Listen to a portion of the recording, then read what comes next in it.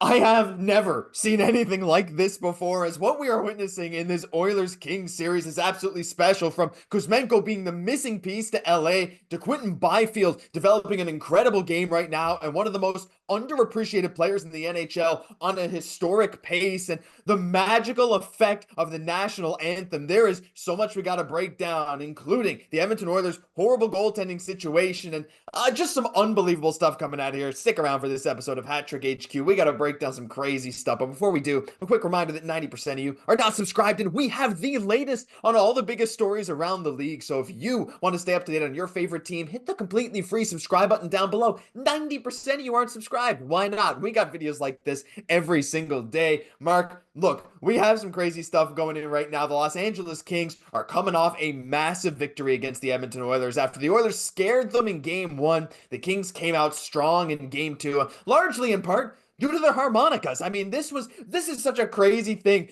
going around the NHL right now. The LA Kings, I feel like I don't see enough people talking about this online, and it seemed to summon a crazy power with them. I mean, Mark, looking at this Kings team right now, we'll talk about the Oilers goaltending struggles maybe in a little bit, but I want to focus on just how good this team has been. The roster construction, it's a little weird, I guess, maybe, but at the same time, they're incredibly effective. That addition of Kuzmenko, we got Kempe, we got Kopitar. I mean, who do you want to talk about first? This team is doing some really crazy stuff right now. I mean, the first one we have to touch on is one of the most unappreciated players in the National Hockey League. That's Kempe, dude. When looking Yeah. at him, 35 goals this year, 38 assists. He has been dominant on this top line for the LA Kings and has been a huge part of the reason why they've been so dominant. Not only this regular season, but coming into the playoffs. Listen, 7 points in 2 games is insane. 3 goals, 4 assists. You see Kuzmenko, Kopitar. This line has been gelling like something crazy, and I do think this has been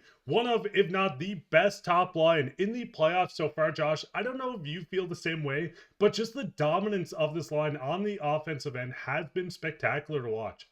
Yeah, and Kempe is a massive part of that. Of course, Kopitar with the 5 points, Kuzmenko with the 5 points, but the 7 points from Kempe is crazy. He has 26 points in 20 playoff games against the Oilers in the past 4 years. Yes, they play each other a lot. We know that. It's the Kings and Oilers. This new playoff format, for all the flack it gets, you definitely get some rivalries just like this one right now. But the Kings look like they're ready to come out on top. I mean, again, heading back to Edmonton, it's going to be tough, of course, to get those wins away, but they're doing what they need to do at home. And Adrian Kempe has been such a massive part of this team. Now, there is one other guy we're going to talk about on that top line in a bit, but there is a guy that played amazing in last night's game and had a filthy goal you saw in the intro, and that's Quinton Byfield. And I want to spend a bit of time talking about him, Mark, because again, progression from last season a little bit, 54 points, 81 games, but he's looking more comfortable. He's looking like he has more confidence and a lot more composure. That's the big thing I've noticed with him, especially in this series versus Edmonton so far. He's been getting beaten around a little bit. Like people are hitting him, people are trying to shove him to the ground. He's a young player, 22 years old, and the Oilers are trying to get under his skin, but he had incredible composure, a filthy goal. And look, I know you have some thoughts on Byfield, Mark, but like anchoring that second line is like, Fiala does have some points as well, but Byfield has been one of these huge X factors in this series already, especially for a team that's really mostly, for the most part, 3 lines deep. And that's the biggest thing is looking at the centers on the Kings. I think this is their biggest strength. They have a deep center rotation of Kopitar, who's not letting Father Time win this battle anytime soon. Byfield, Dano, these guys have been so dominant. But looking at Byfield, I want to say, and I think every Kings fan will agree, and a lot of the media doesn't touch on enough, this is one of, if not the best contracts that's going to age in the NHL. 22 years old, dominating in a playoff series right now, playing second line center, making 6.2 for 4 more seasons. This is incredible and an amazing signing by the LA Kings. But looking at his impact in the series, just undressing the Edmonton Oilers, making Stuart Skinner look silly. This guy has been a force, and I don't think it's crazy to say, Josh, in the next year or two, we see him really leap to a point-per-game guy. Listen, Kopitar, it's going to happen eventually. He's got to retire at some point in his career. It might not happen very soon, but he got to do it, and I think Byfield is the perfect transition to their franchise top-line center, that it's going to be seamless for this LA Kings team. Yeah, and I mean, if you can continue to put some very skilled players alongside him, things are going to work. But like, honestly, even on that second line, like you have some decent talent. A guy like Kevin Fiala, who's had a bunch of incredible seasons in the NHL, and like LaFerriere on the wing is also young as well. And Kempe again, like a 75-point player who has 7 points in 2 playoff games. There's a lot of options for Quinton Byfield, but again, with the future uncertain with how long Kopitar is going to play, and Philip Deneau's not getting any younger either. And while he's not a big point producer, he's very good defensively. And Byfield is kind of just showing that he can be that kind of guy, that X factor on the ice where like you put him out there, he's noticeable almost every single time. Not every game, but like he has that ability to be game breaking, which is incredible to watch when you're watching Kings games. And that also leads us into this final thing right now because the Los Angeles Kings, the way this roster is constructed, I think a lot of people maybe slept on him to some extent in this playoffs. Of course, Kemper had an insane regular season, struggled a little bit again, large part due to that big comeback from Edmonton, but that top line, that missing piece, Mark. I know the Kings fans are talking about him being the missing piece to this team. You just need one guy sometimes,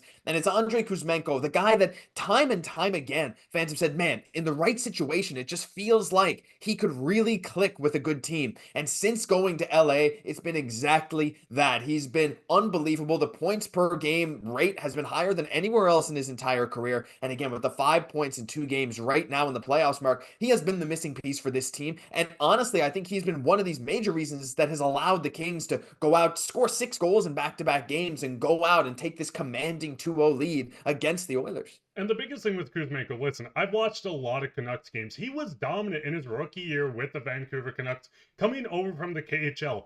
Things didn't work out. He lost a bit of ice time. They didn't properly use him in the lineup. He was traded to Calgary. Same thing happened. But the biggest thing is when looking at Kuzmenko, when he's on, when he's in the perfect opportunity, this guy can score you 30 plus goals in a heartbeat. He is a dominant force on the offensive end. Obviously, yes, defensively, he's not going to be the best. But when you're pairing him with one of the best defensive players in the National Hockey League, with Kopitar, this is the perfect fit for a guy getting out there, lots of ice time, a lot of opportunity to score on the ice. This is the perfect fit for him, and one of the most underrated and sneaky trades the LA Kings have made in quite some time, bringing in a guy that can play a top line role for you, score, produce, do everything on the power play for as cheap as they got him, Josh.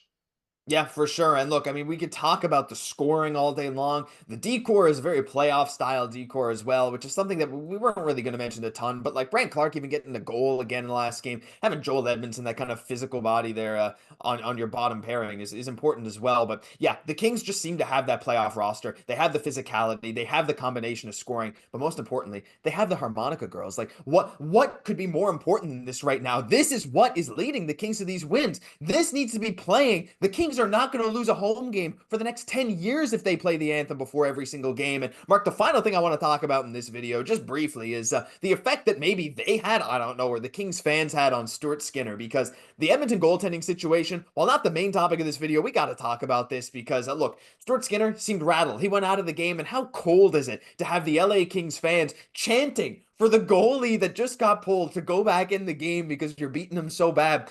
Everything is going right for the Kings, right? From the players, the scoring, the defense, the harmonica girls, these outside factors, and the Edmonton Oilers goalies and the fans coming in and chanting about him. It's like the fans, the anthem, the players, every single thing is coming together, coalescing into one great thing. Again, we're going to see how they perform on the road, but it just feels like the vibes are incredible right now for the LA Kings. And I mean, that's the biggest thing. Listen, going into the series, the big thing with the Oilers was, is the defense good enough to hold up Stuart Skinner? And the answer is no at this point. We've seen the fans chanting, we want Skinner. We've seen the videos of McDavid leaving the stadium, the fans bringing up Stuart Skinner to him.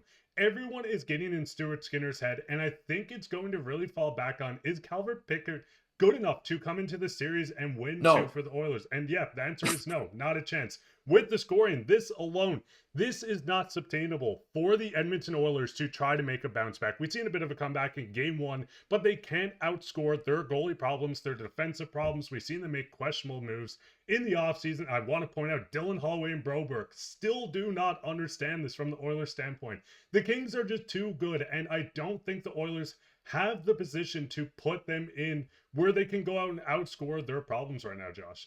No, and I mean, like, look, one of their top points producers from the regular season has been probably the best player for the Kings in this series, in Evan Bouchard. I mean, he's directly set up multiple goals for the LA Kings, whether from a defensive miscue or a bad pass right to the other team. It's like, I don't know. I don't want to put down the Oilers too much, but watching this series right now, there's a certain vibe of which team has all the momentum and which team looks like the better team. Oilers are top heavy. The Kings have a real hockey team, and I think that's what is going to lead them to win this series. But hey, we want to hear from you guys. What is going on in this series? It's one of the more fun series to watch as a neutral fan, and I hope you guys enjoyed everything we had to say here on this episode of Hat Trick HQ. And just a quick reminder to hit the free subscribe button down below if you want more videos just like this all playoffs long. I'm Josh Goss, my co-host Mark Pye. We'll catch you in the next one.